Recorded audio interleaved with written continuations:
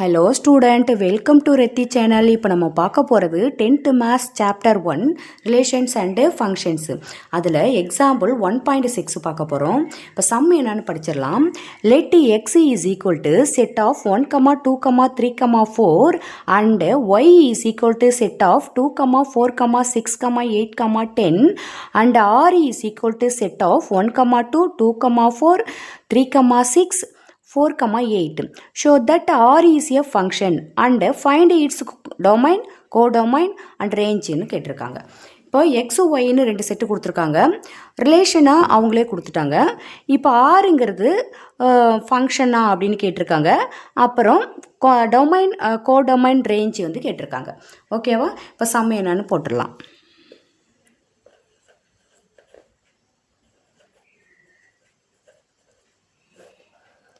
இப்போ அதுக்கு முன்னாடி நம்ம ஆரோ டயக்ராம் போட்டுக்குவோம்.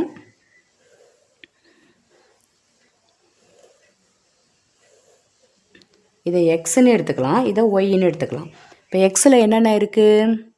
ஸோ 1, 2, 3, 4. ஒய்யில் என்னென்ன இருக்குது? 2, 4, 6, 8, 10.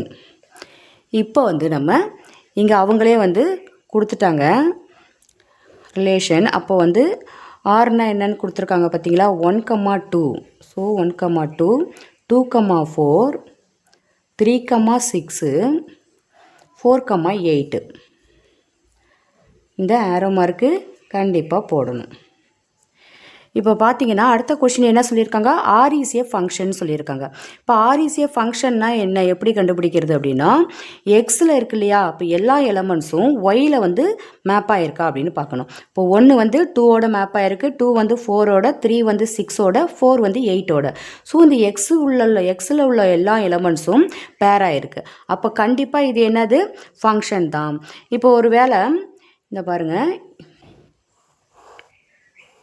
இப்போ இந்த மாதிரி இருந்து 1, 2, 3, 4, 2, 4, 6, 8 இந்த மாதிரி இருந்துட்டு இப்போ பார்த்தீங்கன்னா இப்படி வந்துட்டு பேராக இருக்குதுன்னு வச்சுங்களேன். இப்போ இப்படி பேராக இருக்குது. அதாவது எக்ஸில் உள்ளது 2 வந்து இங்கே ஒய்யோட 1ஓட கனெக்ட் ஆகிருக்கு அப்படின்னாலும் இதுவும் என்னென்னு அர்த்தம்? ஸோ ஃபங்க்ஷன் தான் அர்த்தம். இப்போ பார்த்தீங்கன்னா இன்னொன்று போட்டு காட்டுனா, அதாவது 1, 2, 3, 4, 2, 4, 6, 8. இப்போ இந்த மாதிரி பேராக இருக்குது. அது 1 வந்து 2 ஒய்யோட, எக்ஸோட ஒரு எலமெண்ட்ஸ் வந்து ஒய்யில் 2 எலமெண்ட்ஸோட பேராக இருக்குது அப்படின்னா இது வந்து கண்டிப்பாக என்ன கிடையாது? ஸோ ஃபங்க்ஷன் கிடையாது. இந்த மாதிரி தான் நீங்கள் புரிஞ்சுக்கணும். ஓகேவா? இப்போ வந்து எக்ஸில் உள்ள எல்லாமே பார்த்திங்க, எல்லா எலமெண்ட்ஸும் இதோட இந்த ஒய்யோட என்ன இருக்குது? மேப் ஆகிருக்கு. அப்போ வந்து கண்டிப்பாக இது என்னது? ஃபங்க்ஷன் தான். இப்போ எப்படி எழுதணும் அப்படின்னா, அதாவது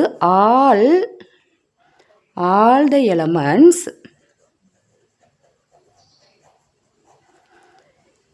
in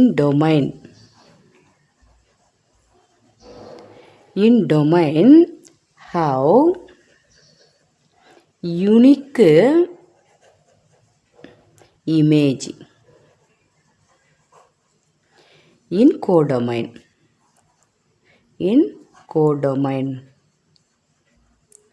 இப்போ இதை வந்து நம்ம டொமைன் சொல்லுவோம், இதை நம்ம என்ன சொல்லுவோம்? ஸோ கோடொமைன் சொல்லுவோம். ஓகேவா? இது உங்களுக்கு தெரியும்.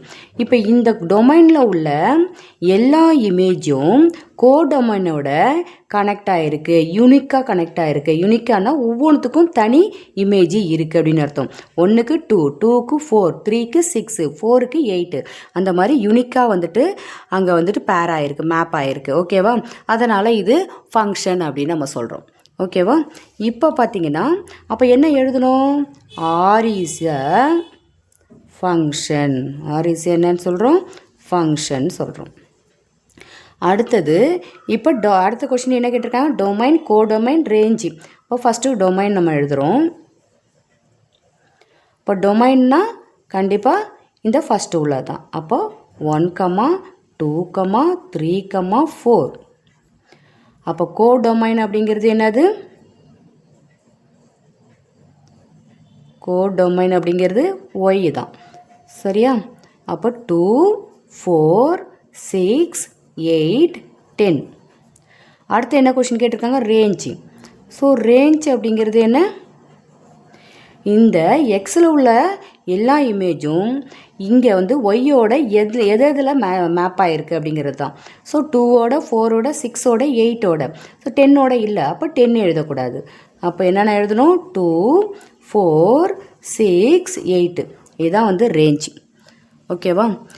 ஓகே ஸ்டூடெண்ட், இந்த சம் வந்து உங்களுக்கு புரிஞ்சிருக்குன்னு நினைக்கிறேன். இந்த சம்மை பற்றின ஃபீட்பேக்கு கண்டிப்பாக வந்துட்டு கமெண்ட்ஸ் பாக்ஸில் எழுதுங்க.